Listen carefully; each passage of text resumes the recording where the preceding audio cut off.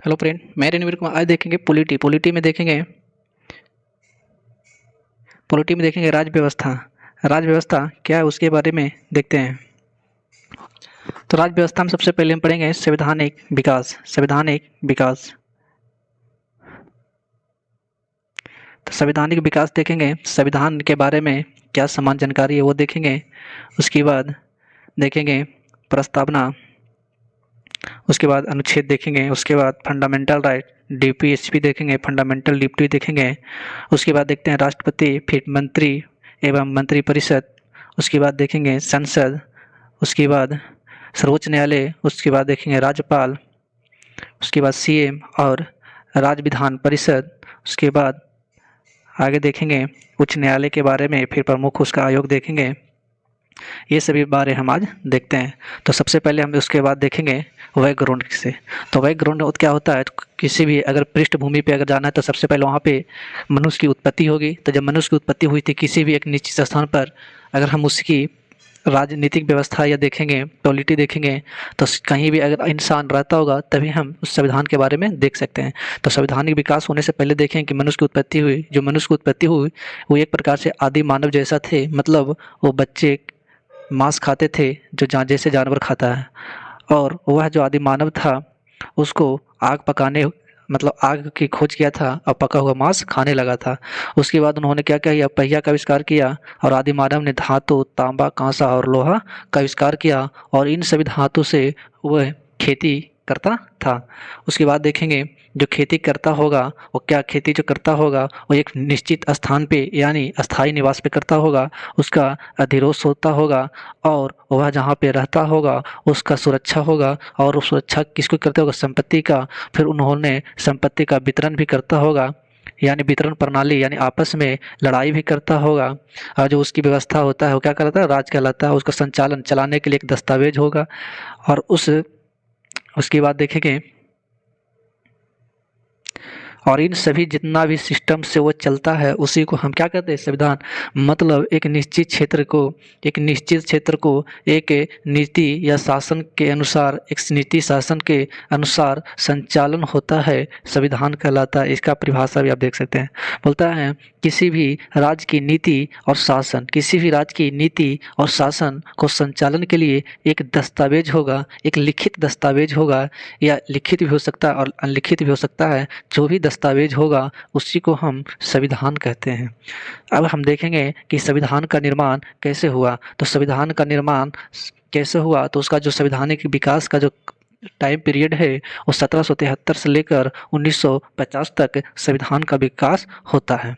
उसके क्रम से देखेंगे तो सबसे पहले देखेंगे 1773 का रेगुलेटरी एक्ट, उसके बाद 1784 का ब्रिटिश इंडिया एक्ट, इसे एक्ट ऑफ सेटलमेंट भी कहते हैं। उसके बाद 1813 का चार्टर एक्ट आया और ये 4 बार चार्टर एक्ट आया। 1813, 33, 53 का चार्टर एक्ट आया। उसके बाद 1858 का भारत शासन अधिनियम आ गया। क्यों आया, क्योंकि उससे पहले 1700 1858 का भारत शासन अधिनियम आ गया, मतलब सीधा क्राउन के हाथों में शासन चला गया। उसके बाद 1861 का गवर्नमेंट ऑफ इंडिया एक्ट आ गया, भारत शासन अधिनियम। 1892 का भारत शासन अधिनियम। उसके बाद 1909 का मार्ले मिंटो सुधार देखेंगे, 1919 के मॉन्टेग्यू चेम्सफोर्ड सुधार देखेंगे और 1935 का भारत शासन अधिनियम। अगर बोलेगा सबसे बड़ा भारत शासन अधिनियम तो 1935 का भारत शासन अधिनियम। और बोलेगा सबसे बड़ा अनुच्छेद तो अनुच्छेद 21। बोलेगा सबसे बड़ा भाग तो भाग 5। याद रखिएगा। उसके बाद 1947 के स्वतंत्रता अधिनियम या इसे भारत स्वतंत्रता अधिनियम एक्ट या कहते हैं। अब देखेंगे थोड़ा उसका बैकग्राउंड कि किस प्रकार से हमारे देश में संविधान का विकास हुआ या निर्माण हुआ, और निर्माण होने से पहले हमारे देश में किसका शासन व्यवस्था चल रहा था। तो सबसे पहले बात करते हैं 1600 ईस्वी में, जो कि इंग्लैंड में एक कंपनी की स्थापना होती है जिसे ईस्ट इंडिया कंपनी कहते हैं। वो व्यापार के लिए वह इंग्लैंड की जो रानी थी एलिजाबेथ, उसे अनुमति मिलती है शुरुआत में 15 साल के लिए व्यापार करने की। कहाँ व्यापार करेगी, इंडिया में। जब वह इंडिया में आती है तो वह क्या करती है कि अपने व्यापारिक की व्यापारी के लिए आता है, लेकिन वह व्यापार में मुनाफे होने के कारण वह वहाँ पे अपना राज को फैलाने लगती है और एक कंपनी की स्थापना करने की डिमांड करती है। तो जब वह अपनी क्षेत्र को बढ़ाती है तब वह एक युद्ध की सामना करना पड़ती है, जिसे प्लासी का युद्ध कहते हैं। वो 23 जून 1757 को हुआ था प्लासी नामक स्थान पे, जो बंगाल और ईस्ट इंडिया कंपनी के बीच हुआ और अंग्रेजों का नेतृत्व लॉर्ड क्लाइव के नेतृत्व में यह युद्ध हुआ। उसके बाद और वह जब युद्ध जीत गया तो वह बक्सर की ओर बढ़ने लगा, जहाँ पे 1764 में बक्सर का युद्ध होता है। बक्सर का युद्ध जो हुआ वो बंगाल, अवध और मुगल तीनों के बीच, और तीनों एक साथ और ईस्ट इंडिया कंपनी के साथ हुआ, जिसमें उसका नेतृत्व हेक्टर मुनरो कर रहे थे। और इसी युद्ध के जस्ट बाद ही 1765 में इलाहाबाद की संधि होती है, और इस इलाहाबाद की संधि के तहत बंगाल में द्वैत शासन की शुरुआत होती है। बोलेगा बंगाल में द्वैत शासन की शुरुआत कब होती है, तो बक्सर के युद्ध के बाद 1765 की इलाहाबाद की संधि के बाद बंगाल में द्वैत शासन की शुरुआत होती है, और उस समय का नेतृत्व कर रहा था हेक्टर मुनरो। आगे देखेंगे जब बंगाल में द्वैत शासन होता है वो किस प्रकार से होता है। सबसे पहले तो बंगाल में जो अधिकार था, एक था दीवानी अधिकार और एक व्यय। मतलब दीवानी अधिकार जो रहेगा वो आय का मालिक होगा, जो नवाब रहेगा वो खर्चा रहेगा। दो प्रकार के वहाँ पे शासन व्यवस्था चल रहा था, और उस दो प्रकार की शासन व्यवस्था को वारेन हेस्टिंग्स ने समाप्त कर दिया। इससे पहले ये शॉर्ट में है, लेकिन जब आप डिटेल में पढ़ेंगे तो जानेंगे, क्योंकि वहाँ की जो मतलब इंग्लैंड की जो रानी थी उसने 1773 में एक एक्ट भेजा था, और उसके साथ एक गवर्नर भेजा था, बंगाल के गवर्नर जनरल भेजा था वारेन हेस्टिंग को। तो भारत के प्रथम बंगाल के प्रथम गवर्नर जनरल वारेन हेस्टिंग थे, और उन्होंने क्या किया कि जो 1765 में ईस्ट इंडिया जो द्वैत शासन की शुरुआत हुई थी उसको वारेन हेस्टिंग समाप्त कर देती है, और भारत में एक अलग अलग उन्होंने विस्तार करता है व्यापारिक और राजनीतिक को, दोनों ईस्ट इंडिया कंपनी व्यापारिक और राजनीतिक दोनों को डिवाइड कर देती है, और इसी को नियंत्रित करने के लिए आती है 1773 की रेगुलेटिंग एक्ट, जिस समय वहाँ के प्रधानमंत्री लॉर्ड नॉर्थ रहते हैं।